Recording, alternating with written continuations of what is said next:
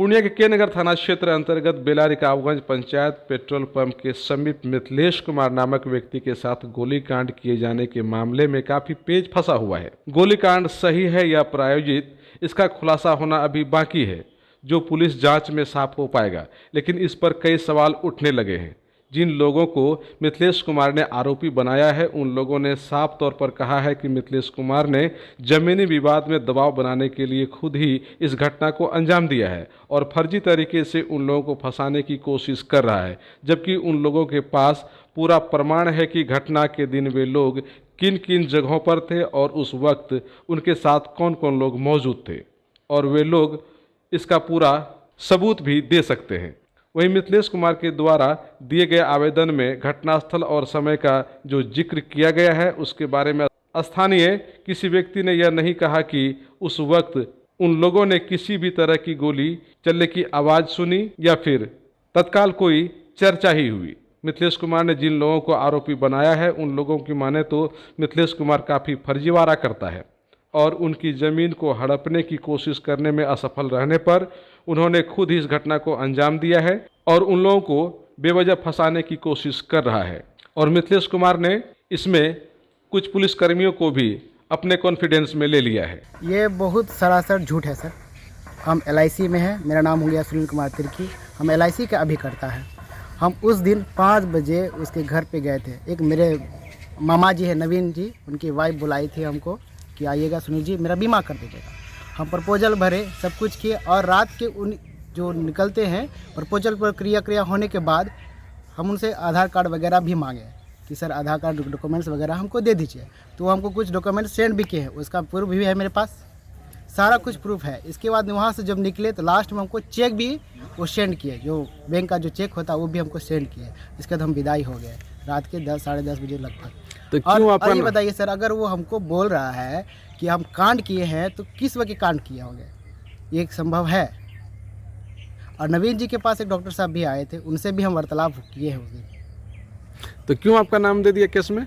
देखिए सर, ये ज़मीनी मामला है। इससे पहले भी हम लोग पर केस किया था झूठा आरोप, और हम लोग कभी केस मुकदमा फंसे नहीं है और जानते भी नहीं केस मुकदमा क्या होता है। तो फिर आखिर उनको गोली कौन मारा?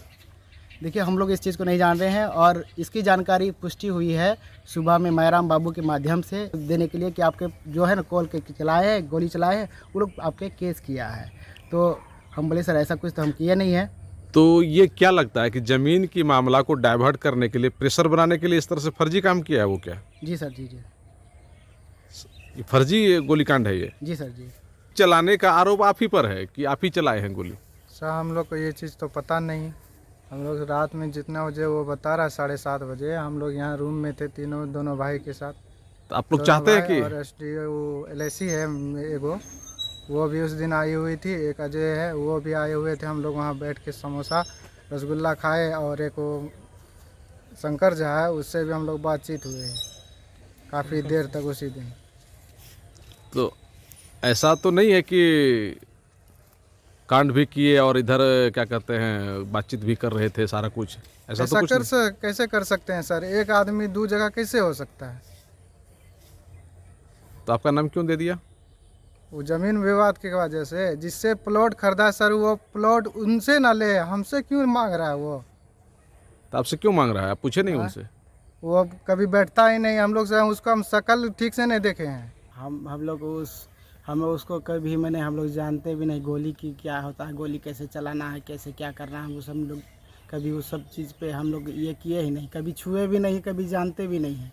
और उस समय हम अपने ही रूम में थे जिस समय गोली का ये जो बता रहे हैं कि इतना बजे कांड हुआ, उस समय मैं अपने रूम में ही था, मेरे छोटे भाई के साथ था और एक डेवलपमेंट ऑफिसर थे LIC की, वो आए थे और कुछ भाई बंदा बागमारा में ऐसा सब बात है, पेट्रोल पंप के आगे में, आपको पता है? हम बोले मुझे तो ये चीज़ पता नहीं है कि क्या गोली कांड हुआ कि क्या हुआ, ये हमको पता नहीं है।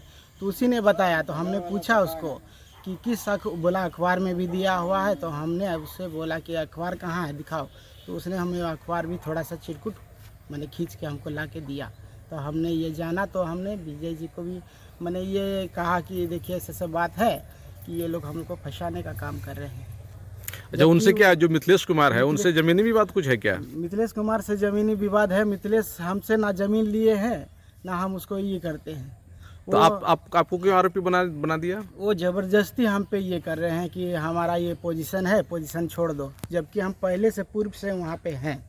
इस दरमियान वार्ड पार्षद विजय उड़ाव ने कहा कि इस मामले की पूरी तरह से तहकीकात होनी चाहिए, क्योंकि कुछ पुलिसकर्मी भी मिथिलेश कुमार के साथ मिले हुए हैं और गलत चीज़ों को बढ़ावा दे रहे हैं। इसीलिए वे लोग बहुत जल्द एक टीम के जरिए पूर्णिया एसपी से मिलकर मामले की निष्पक्ष जांच करने की मांग करेंगे और जिन्होंने भी इस फर्जी घटना को अंजाम देकर निर्दोषों को फंसाने की कोशिश की है उन पर सख्त से सख्त कार्रवाई होनी चाहिए।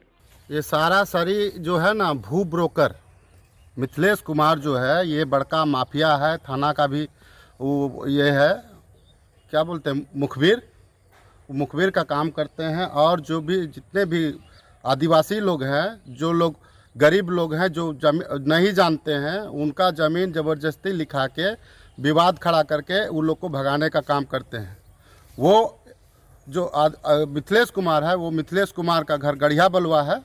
उसका पिता का नाम वेदानंद यादव है और क्या कहते हैं, उसका पहले कभी उनका चचा राम यादव मुखिया हुआ करते थे और अभी वर्तमान में उनकी 2 पत्नी है।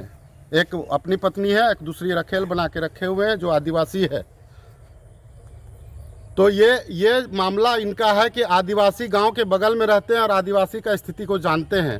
अब आपको बता देते हैं, ये रनवा देवी का ये पूरा जो ज़मीन देख रहे हैं ना यहाँ पे, ये ज़मीन रनवा देवी 92 एकड़ ज़मीन खरीदी है सुखदेव शाह से। सुखदेव शाह ने खरीदा है। इनके जो एक शेयरदार थे, राजेंद्र जी के दादाजी, उनका वो जो शेयरदार थे, उन्होंने 92 डिसमिल ज़मीन बेचा है सुखदेव शाह को। सुखदेव शाह अपने जीते काल में रनवा देवी को ज़मीन बेच दिया और रनवा देवी ने 92 डिसमिल ज़मीन बाय प्लॉटिंग करके वो अपना ज़मीन बेच दी है 82 डिसमिल। इस 82 डिसमिल ज़मीन 2008 और 9 में ही बेच दी है टोटल ज़मीन। और जो रोड की ज़मीन बची हुई है, ये मिथिलेश कुमार ने ज़मीन रजिस्ट्री करवा लिए। रजिस्ट्री करवाने के बाद चूंकि बिहार का सरकार का नियम है कि आप बिहारो सरकार ज़मीन बेच दीजिए, हमको कोई मतलब, हमको रेवेन्यू चाहिए। तो ये रोड की ज़मीन जो प्राइवेट निजी ज़मीन है जो होगी, इन्हीं की होगी। ये इस ज़मीन को दिखा के ज़मीन भी सीओ के यहाँ ये लोग आपत्ति की है कि ये ज़मीन सर रोड की ज़मीन है, इसको नामांतरण नहीं किया जाए।